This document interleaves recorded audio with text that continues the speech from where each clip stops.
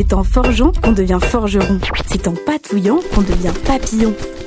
Non, c'est en lisant qu'on devient liseron. Et nous liserons jeunesse, c'est maintenant sur Radio Laser. Bonjour et bienvenue à toutes et à tous, c'est Sophie au micro de Radio Laser pour une nouvelle émission de Et nous liserons jeunesse et la dernière de l'année 2025.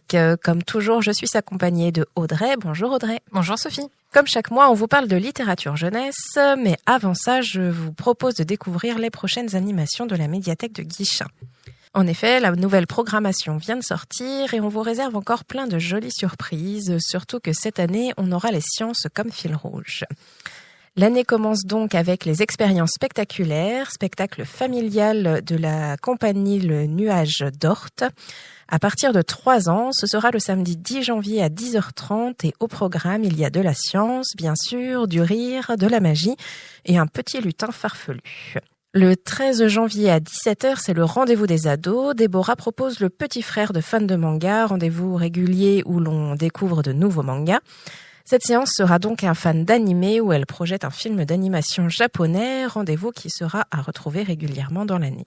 Pour les tout petits, il y aura les nouvelles séances de bébés lecteurs. Pour les 0-3 ans, ce sera le samedi 17 janvier à 16h et le mercredi 21 janvier à 10h30. Pour commencer l'année, je vous invite à une balade sur les chemins tout en restant bien au chaud dans la médiathèque. Toujours pour les tout petits, le mardi 28 janvier à 10h30, vous pourrez participer à une séance d'éveil musical avec notre nouvelle intervenante pour l'année, Aurélie Decoulan. Les enfants de 6 mois à 3 ans pourront découvrir le plaisir des mots et des sons avec des histoires contées, des jeux de doigts, des comptines et des instruments de musique. Je vous rappelle que toutes ces animations sont gratuites, mais pensez à réserver auprès de la médiathèque de Guichen, les places sont limitées. En fin d'année, on brave souvent le froid pour se promener dans les rues, on admire les décorations, on flâne sur les marchés de Noël. C'est justement de ce lieu propice aux rencontres dont va nous parler Audrey aujourd'hui à travers 5 livres. Oui Sophie, on avait envie aujourd'hui de vous sortir un petit peu de la frénésie, oui, comme tu dis, des préparatifs de Noël et de s'arrêter un moment, de suspendre un peu le temps dans ces lieux de transition que sont les rues. Pour porter un petit regard différent, faire un pas de côté, c'est ce dont ces albums nous invitent aujourd'hui. Je commence avec un tout petit cartonné, ça s'appelle Dans la rue, c'est signé Tineke Meijering, donc littérature jeunesse hollandaise, on part dans le Nord. C'est proposé par le Diplodocus, c'est un album qui date un peu, je crois qu'il a une dizaine d'années, 2015, mais il fonctionne encore très bien aujourd'hui. Un tout petit format carré composé de différentes photographies de la rue, donc du minéral, du végétal, tout ce qu'on peut trouver en fait dans nos environnements un peu quotidiens. On démarre comme ça sur une photographie d'un mur de briques. Il y a une faille dans le mur de briques qui, oui, nous fait penser spontanément à un escalier. Effectivement, le narrateur dit dans la rue, j'ai vu. Donc vous allez retrouver cette structure-là à chaque page. Dans la rue, j'ai vu, j'ai aperçu, j'ai contourné, j'ai senti, j'ai respiré, j'ai salué, etc. Dans le premier, c'est dans la rue, j'ai vu. Et donc on tourne la page, on retrouve sur la page de gauche la photographie en question. Et j'ai vu là un homme monter les escaliers, donc on appose sur la photographie une illustration, un dessin pour figurer concrètement en fait l'image que nous appelle comme ça cet élément du décor. Mais on continue, j'ai aperçu un enfant lire un livre, donc là on a une espèce de gros bourgeon, une plante dont je ne connais pas le nom d'ailleurs. J'ai senti quelques gouttes d'eau sur une faille dans un mur en béton. J'ai admiré, j'aime bien celui-ci, une jolie blonde aux cheveux blonds, c'est un tuyau d'arrosage, donc un tuyau jaune, et effectivement posé comme il est sur son crochet, sur son attache. On a vraiment l'impression d'une chevelure, une belle chevelure blonde de princesse. J'ai couru, j'aime bien aussi sur celui-ci, vous savez, les marquages triangulaires de la chaussée, les 3 marquages de triangle blanc, effectivement, vus à l'horizontale comme ça, on a l'impression d'y voir une couronne. Il voit la tête d'un roi et donc le roi est concrètement dessiné sur la photographie pour bien se figurer, etc., etc. Donc je vous laisse découvrir et vous promener dans la rue, dans les parcs, avec Tineke Meijering, parce que je l'ai choisi parce que, c'est une vraie philosophie de vie en fait, de poser un regard un peu poétique sur son quotidien. C'est un petit peu l'aventure au bout de la rue, comme on aime vous les présenter Par ici, c'est une façon de regarder un peu son quotidien de façon différente et de façon poétique. C'est les pareidolie qu'on peut faire dans les nuages. Oui. Voyager dans les nuages en y voyant comme ça des formes d'animaux, de personnages, d'objets. C'est un truc hyper sympa à faire avec un enfant. Ça peut être un objectif de promenade aussi. Des fois, on a du mal à les faire marcher dans les rues. Et je trouve que là, pour le coup, ça donne concrètement, parce que des fois, c'est difficile de se le représenter juste par la force de l'imagination. Là, pour le coup, c'est très concret et ça fera sourire vos enfants, c'est sûr. Ça s'appelle Dans la rue de Tineke Meinrich. Ça permet de découvrir la photographie aussi. Oui. On voit finalement assez peu dans les albums, donc oui. Surtout pour les tout petits, parce que là, on est sur du 0-3 ans. Ouais. Effectivement. Et puis, ça donne envie d'en faire aussi. Ouais. Je poursuis avec un album qui s'appelle Au deuxième étage, qui est signé John Arnold Lawson et Kin Leng. Là, je crois qu'on est qu'on est au Québec. Il me semble que ce sont des auteurs et illustrateurs canadiens. C'est une maison d'édition québécoise. La maison 2. Ici, on est sur alors c'est pas sur une bande dessinée, mais c'est réalisé à la façon d'une BD un peu muette. On n'a pas de texte, on a vraiment des scénettes représentées sur les différentes pages. Un style d'illustration que j'aime assez, un trait noir, mais avec de l'aquarelle très diluée. On va être aussi, je trouve, dans une ambiance particulière que j'ai particulièrement bien aimée dans cet album. C'est l'histoire d'une personne âgée qui tient un magasin général. Je pense que c'est comme ça qu'on appelle au Québec les épiceries, les bazars, les drogueries, les choses comme ça. On y vend un petit peu de tout. Les éléments de première nécessité, mais des fruits et des légumes aussi. Donc cette personne, elle vit dans le bâtiment, donc elle tient la boutique du rez-de-chaussée. Et elle a un appartement au 2e étage, au 1er étage d'ailleurs, parce que je me suis posé la question du 2e étage, si on considère que oui, c'est vraiment le 2e niveau, en fait. C'est le 2e niveau du bâtiment. Elle vit avec une petite fille, avec sa petite fille, il me semble. Et donc voilà, on a au début leur quotidien dans cette boutique. Elle ouvre le matin, elle s'installe, etc. Et puis on s'aperçoit dans les premières pages que l'appartement donc du deuxième niveau est à louer. Sauf que quand on se promène dans cet appartement, on va bien se rendre compte qu'il y a beaucoup de travaux à faire, qu'on n'est pas loin de l'insalubrité quand même, que c'est très délabré, qu'en gros il est à l'abandon. Mais il est loué en l'état. Donc il y a une petite pancarte mise sur la devanture et puis plusieurs personnes vont se présenter à la boutique en demandant à visiter cet appartement. Et puis à chaque fois, un peu effrayés sûrement par l'ampleur des travaux, les gens rentrent et ressortent sans donner suite à cette offre de location. Donc on voit tout type de personnes, des couples, des personnes seules, des plus jeunes, des plus âgés, des personnes avec des animaux de compagnie, etc. Mais personne ne donne suite. Donc la personne gérante du magasin se désespère un petit peu et puis on retire l'offre jusqu'au jour où un couple se présente et là comme par magie alors qu'on n'y croit plus du tout ces personnes acceptent de prendre la location et d'entamer ces fameux travaux. Donc on voit les fenêtres sont complètement barricadées, on voit les végétations complètement mourir sur le balcon, etc. Ni une ni deux, on va se retrousser les manches, on va prendre des gants, on va sortir les seaux et les serpillères, les pots de peinture aussi, parce qu'il va falloir donner un bon coup de collier pour redonner vie à cet appartement. Et ce qui est super joli dans cet album, c'est qu'en redonnant vie au mur, à l'appartement, c'est tout un quartier. Alors c'est les personnes aussi qui semblaient aussi éteintes en fait que les plantations qu'il y avait notamment sur le balcon. C'est aussi le voisinage, c'est la rue tout entière le quartier qui va se réanimer ou se ranimer au fil des saisons, parce que les travaux vont durer. On voit les travaux s'étaler dans le temps et ça va donner à la gérante du magasin l'envie de repeindre sa devanture. On voit le voisin qui repeint sa porte aussi. Il y a un petit chat aussi, cette histoire parallèle. La petite fille, elle nourrit un chat des rues qui habite dans les cartons dans l'arrière-cour en fait sur le côté.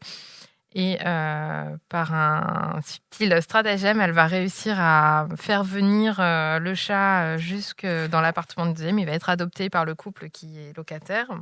Donc voilà, tout le monde va retrouver une place et donc l'album se colorait aussi au fil des pages. On a peu de couleurs au départ, on a une ambiance assez grise, morose, assez tristounette. Et puis les couleurs reviennent sur les murs, dans les cœurs. Le printemps en plus est de retour. Et voilà, on voit comment en fait la bonne énergie, les bonnes vibes de quelques personnes font créer comme ça un réveil du quartier. Et voilà, on les voit à la fin tous ensemble fêter ça avec une guinguette. Le chat est sur le balcon, complètement fleuri. Et puis les lumières se sont rallumées un petit peu partout dans le quartier. Voilà, j'ai trouvé que c'était un joli album. Donc là, pas de texte, donc les images suffisent à elles-mêmes. Hein. Les personnages sont hyper expressifs, donc on peut suivre comme ça l'évolution des humeurs et de cette vie de quartier. J'ai trouvé que c'était vraiment bien réalisé, qu'il y a beaucoup de tendresse et beaucoup de sentiments dans cet ouvrage. Je vous invite à le découvrir. Les illustrations à l'aquarelle, oui, j'en ai parlé tout à l'heure. Voilà, la rue, cette aventure collective, c'est pas toujours l'histoire individuelle, mais c'est aussi le fait de ranimer un lieu qui va ranimer aussi des familles, des personnes qui peuvent se sentir plus seules. Je trouve que c'est joliment raconté ici. Appartement à louer, s'informer à l'intérieur. Je vous invite à aller découvrir cet album chez la maison d'édition québécoise de.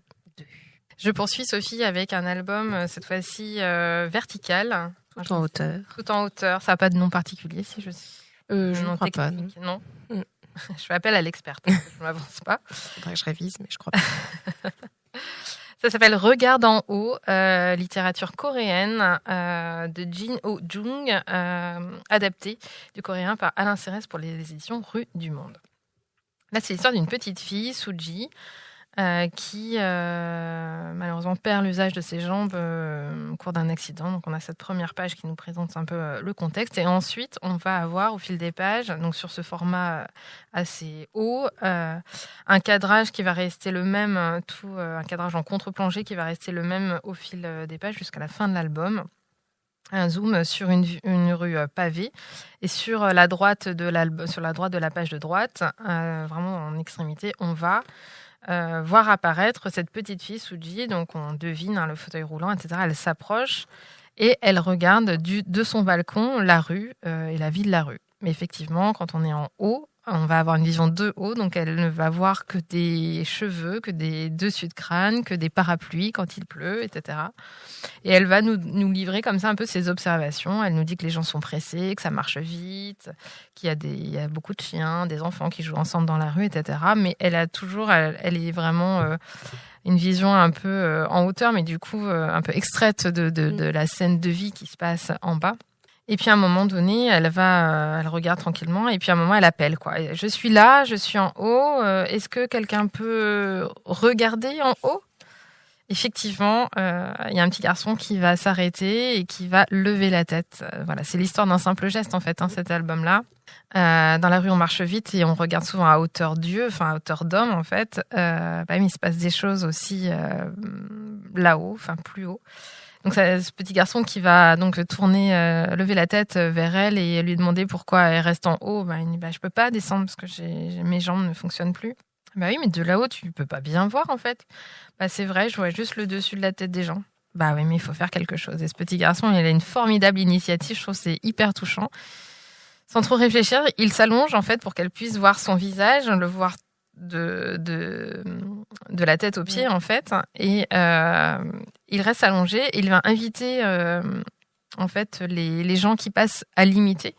Au début, les gens trouvent ça un peu bizarre. Pourquoi tu t'allonges par terre ? Il dit, pour la petite fille en haut qui nous voit pas, en fait, qui ne voit pas les visages. Et donc, les gens vont, comme ça, se mettre à côté de ce petit garçon, s'allonger, faire des danses, s'amuser et faire des gestes pour inclure. C'est un album sur l'inclusion pour inclure cette petite fille qui est un peu en retrait de la vie sociale, quelque part. Et donc, tout le monde va regarder en haut, ensemble, même cette petite fille a levé la tête à la fin de l'album, et puis on la voit sur la fin, le printemps revenu, quelques couleurs sur tout cet album qui est complètement en noir et blanc ou crayonné, revenir. Et puis ces 2 enfants qui sont en bas, la petite fille est descendue et ils regardent ensemble en haut. Mais elle est dans la rue et donc elle va pouvoir aussi se sentir comme ça pleinement. Elle a trouvé sa place en fait. Voilà, dans le quotidien en fait ordinaire. Voilà, donc je trouve pareil très touchant en fait cette histoire de cette petite fille qui vit une tragédie et puis qui double peine se retrouve un peu en dehors des choses du fait de son immobilité, alors qu'en bas ça fourmille, ça passe beaucoup, ça court, ça marche vite. Voilà, il a suffi d'un geste, lever la tête et de cette rencontre, de 2 regards qui se croisent quelque part, d'une rencontre pour que cette petite fille trouve sa place parmi les gens, voilà, parmi l'ordinaire. C'est un très bel album, je trouve, sur le thème de la rue, Maison d'édition qui porte ce nom de Rue du Monde, un Rue du Monde vu de façon internationale, mais aussi Rue du Monde de tout le monde, même au bout de la rue, même au bout du jardin. Je trouve que c'est un très joli album. Ça s'appelle Regarde en haut pour Rue du Monde. Ouais, je l'avais lu il y a longtemps, celui-là déjà, je ne sais plus de quelle année. Oui, il a une dizaine d'années aussi, ouais. 2015. Ouais. Mais c'est vrai que quand on a parlé de faire une émission sur la rue, je me suis dit, ah oui, celui-là, il est très beau. Ouais. Merci Sophie pour la découverte. Je poursuis avec, alors on était à la verticale, on arrive à l'horizontale avec la rue des 4 vents au fil des migrations de Jessie Magana et Magali Atiogbe pour les éditions des éléphants. Celui-ci, il est très sympa aussi, assez original. La rue des 80. La rue des 80, ce n'est pas celle. J'ai découvert qu'il y avait une rue des 80 à Bressé, pas très loin de Guichen, une demi-heure de Guichen, mais ce n'est pas celle-ci. C'est bien la rue parisienne. Dans le 6e arrondissement à Paris, on a une rue des 80 qui date du 15e siècle. J'aime bien l'histoire parce que son nom vient de d'une enseigne qui figurait dans cette rue et qui représentait des têtes d'amour, vous savez, les angelots un peu joufflus qu'on voit des fois sur les statues des vieux bâtiments et qui soufflent dans les 4 directions, vers le nord, vers l'est, vers le sud et vers l'ouest. Et je trouve que c'est parfait pour cette histoire cette histoires de migration, d'exil que va nous raconter cet album au fil des années, puisqu'on commence en 1890, l'album se termine en 2018, il me semble. Donc là, on a vraiment un portrait, on a une illustration tout en long sur la double page et le texte se figure sur un rabat. Donc il ne touche pas le texte, il est vraiment en surplus. Il vient venir nous donner des explications sur la vie de certains personnages, vie qui va évidemment évoluer tout au long des années et des siècles. Et puis cette rue qui va grandir aussi, vivre au fil des mois, des saisons, mais aussi des contextes internationaux, du contexte politique, des guerres évidemment. Le XXe siècle va traverser puis des crises économiques, etc. On s'aperçoit rapidement que ces personnages... il y a beaucoup de personnes, alors de familles, puis de personnes seules qui sont venues s'installer là pour trouver du travail, parce qu'on trouve du travail en ville. En 1890, on bouge pour aller trouver du travail. Donc là, on a d'abord des ruraux, des Bretons. Il y en a une Bretonne, Guénaël, qui occupe une chambre de bonne. Stéphane, le Belge aussi, qui est venu travailler ici. Alors certains ont le mal du pays, puis certains vont trouver des raisons de s'installer pour de bon ici. Mais c'est l'histoire de ces gens d'ailleurs qui vont venir prendre une place dans la ville, dans cette rue des 80. Donc rue des 80, on a comme repère le bar chez Marcel qu'on va retrouver sur chaque page et jusqu'au bout, l'épicerie qui est voisine, la librairie, l'école aussi que on va voir évoluer.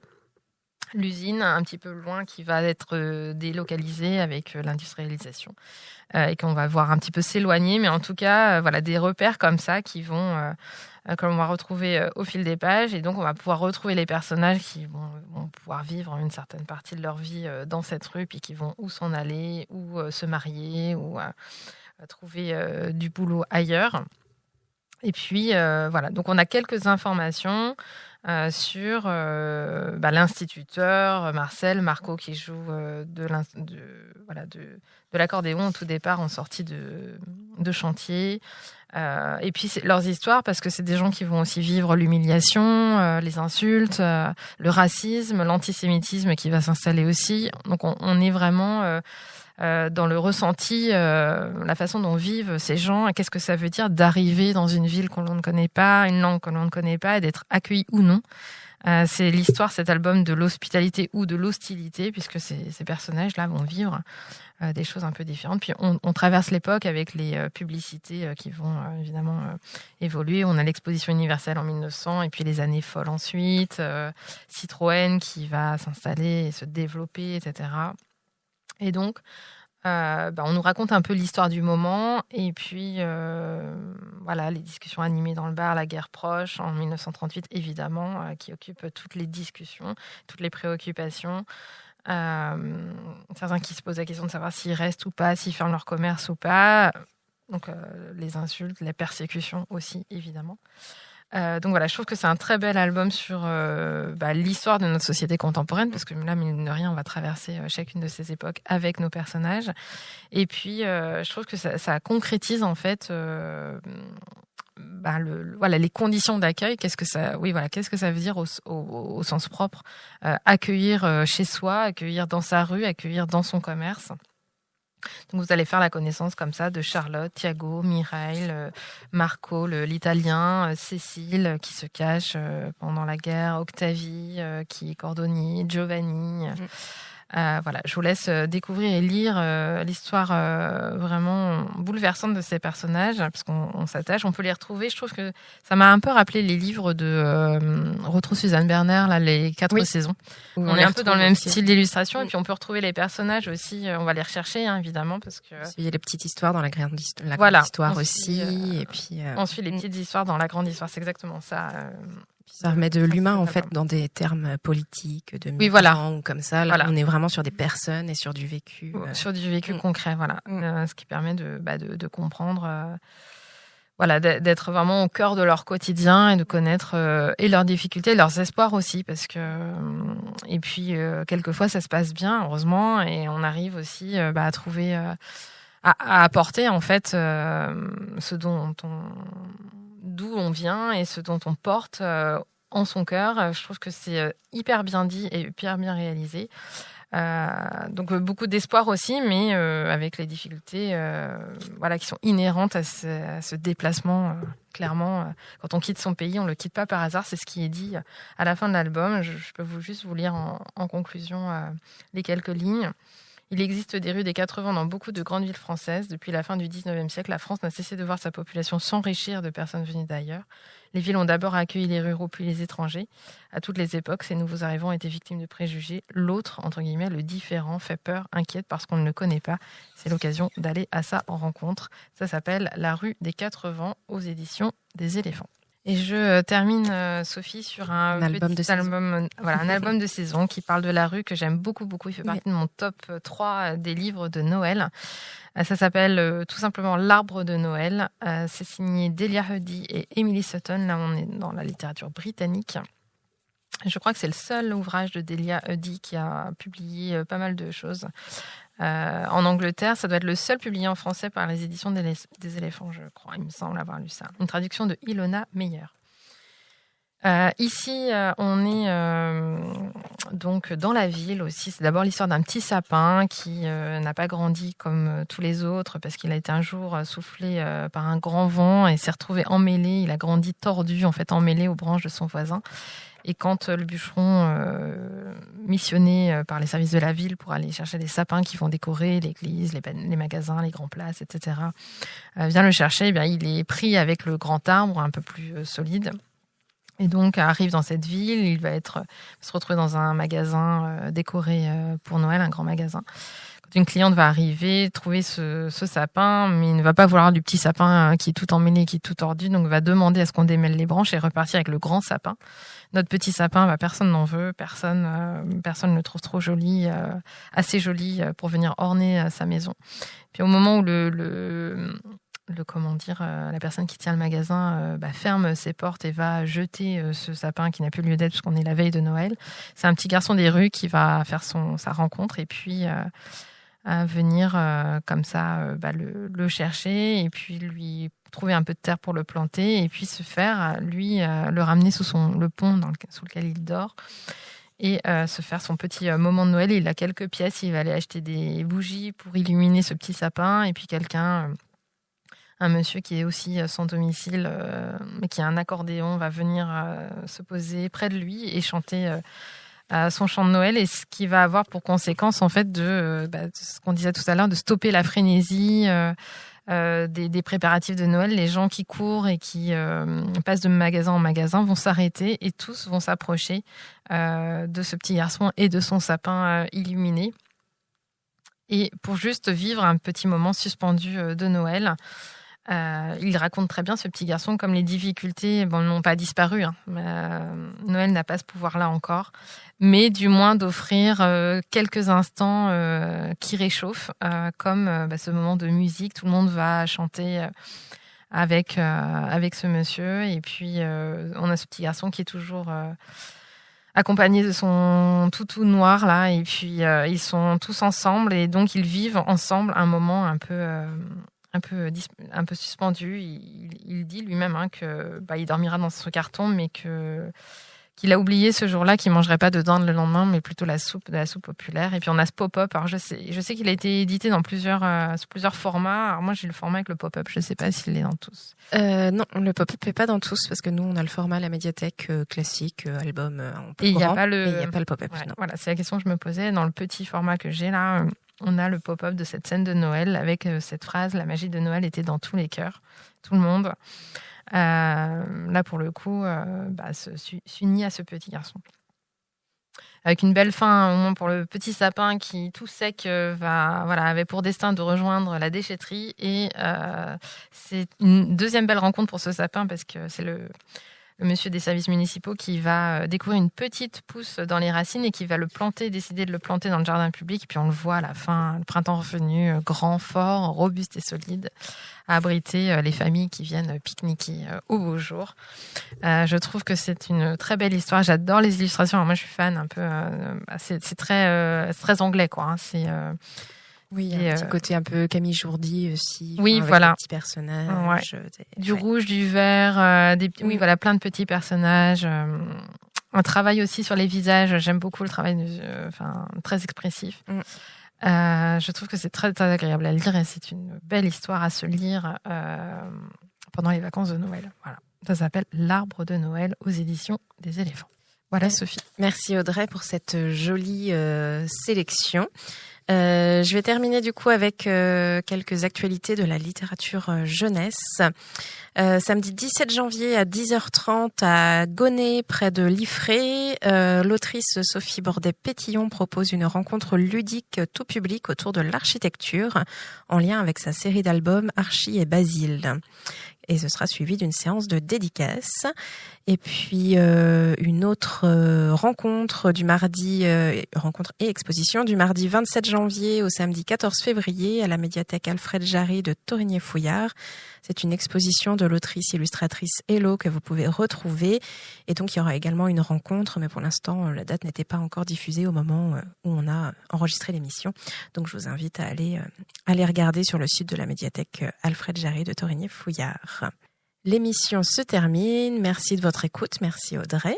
Merci Sophie. Vous pouvez retrouver le podcast sur le site de Radio Laser et toute l'équipe de Et nous liserons sur la page Instagram et Facebook de l'émission. C'était la dernière émission jeunesse pour 2025. On vous souhaite une belle fin d'année. On vous dit à l'année prochaine.